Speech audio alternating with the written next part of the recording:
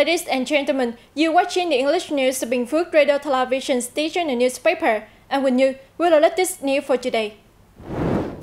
More investment to coming helping disadvantaged localities. Nhân Group exports first batch of veterinary medicine to Islamic market. FDI disbursement in January-April period reaches 5-year record. Hanoi among world's 100 smartest cities. To implement the National Target Program for Socio-Economic Development in Ethnic Minority and Mountainous Areas in 2024, Bình Phước Province will continue to invest in planning projects to stabilize people's lives in particularly difficult areas, border regions, and other locations in need of assistance. In addition, localities in the province will allocate residential land for 10 households, provide housings for 124 households, including the construction of 99 new houses, support a transition in livelihoods for 91 households, provide decentralized water supply for 57 households, and offer centralized water supply support for 5 construction projects. Bình Phước aims to ensure that 100% of villages have cement roads connecting them with provincial centers and will complete its investment in several infrastructure projects in ethnic minority and mountainous areas. Furthermore, the province will support sustainable economic development in agriculture and forestry while promoting forestry protection and boosting the incomes of residents. This includes vocational training for approximately 400 individuals, creating additional employment opportunities, and increasing incomes for about 100 ethnic households and poor and near-poor king households in particularly disadvantaged areas. Bình Phước will conduct training courses to enhance people's professional skills. It will also promote the teaching of intangible cultural values and support the research, restoration, conservation, and promotion of the intangible cultural values of ethnic minorities. Additionally, it will establish traditional cultural models and cultural clubs in ethnic communities and mountainous areas.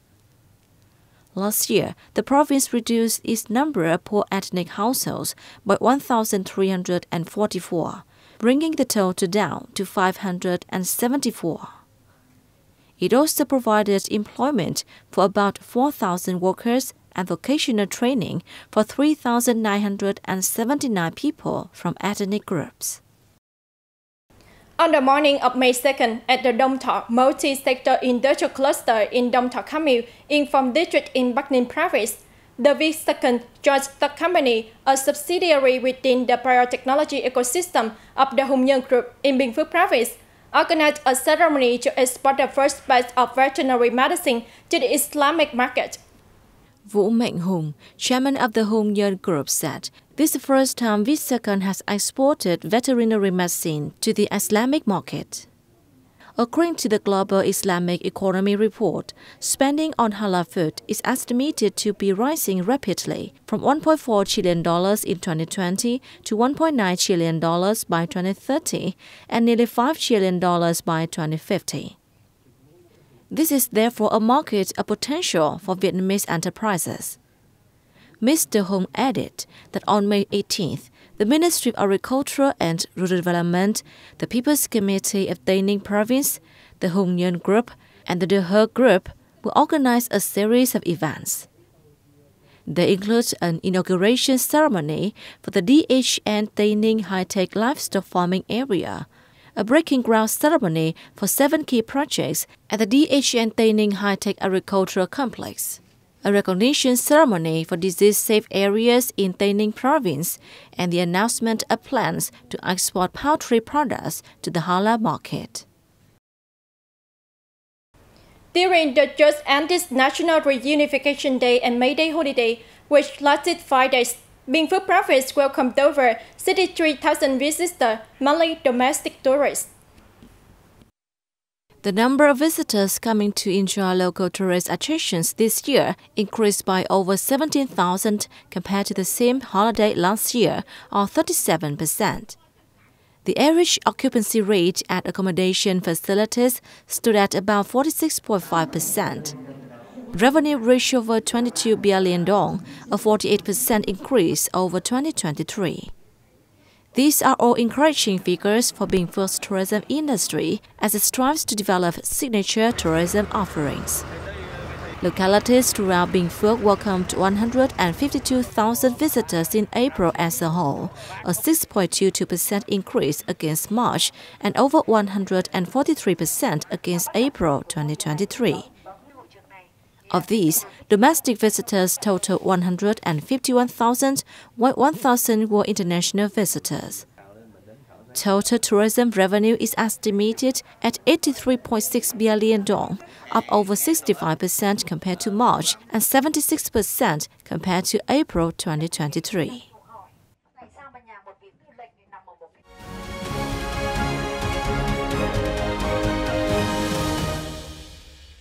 The total foreign direct investment disbursed in Vietnam in the first 4 months of this year is estimated to reach $6.28 billion, up 7.4% year-on-year, the highest 4-month amount in the past 5 years.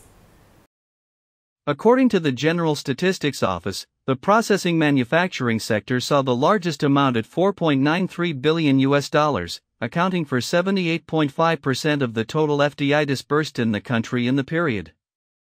It was followed by real estate business, and production and distribution of electricity, gas, hot water, steam and air conditioning.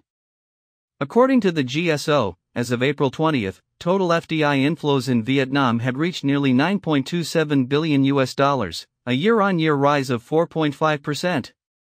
Among the 50 countries and territories with newly licensed projects in Vietnam in the first 4 months of this year, Singapore was the biggest with nearly $2.6 billion. Hong Kong came second, while Japan took the third position. The GSO also reported that in the period, Vietnamese investors invested $98 million in 36 new projects abroad. Hanoi, the capital of Vietnam, was named the world's 97th smartest city, moving up 3 places from its ranking in 2023, according to the 2024 Smart City Index. Hanoi has eyed fast and sustainable development in the direction of green urban area and smart and modern city by 2025. The capital city aims to cement its status as a smart and modern city and gradually connect with the regional and global smart urban area networks by 2030. According to the Hanoi Municipal Committee, the city has reaped significant achievements in its digital transformation over the past time. Together with accelerating the building of the e-administration, it has applied scientific and technological advancements to handle urgent issues, forming elements to develop a smart city. Zurich took the lead in the index, while Oslo came in second, followed by Canberra, Geneva, and Singapore. The 2024 Smart City Index was produced by the World Competitiveness Center under the Swiss Business School Institute for Management Development. In collaboration with the World Smart Sustainable Cities Organization, it listed 142 cities and graded them on the basis of how they use advanced technology to improve the lives of their citizens. The cultural richness and diversity of the 19 ethnic communities in Điện Biên province is a valuable asset of the locality, in particular, and the country in general. This is also an important factor in attracting tourists from near and far to Điện Biên province. In the center of Tù Chùa town in Tù Chùa district, every Saturday night is the time for the night market, imbued with the cultural colors of the highlands. Visitors will be able to see and enjoy the beautiful features of the lives of the Hmong ethnic people. Recreating a highland cultural space is common during festivals in Điện Biên province. These include typical images of the ethnic communities of Hmong, Thai, Hanyi, Khmer, and Laos, from traditional houses, customs, and crafts to dishes and folk games. These have attracted the attention of many tourists from near and far. The 19 local ethnic groups possess diverse cultural treasures. This is considered a valuable resource for Điện Biên to develop cultural tourism.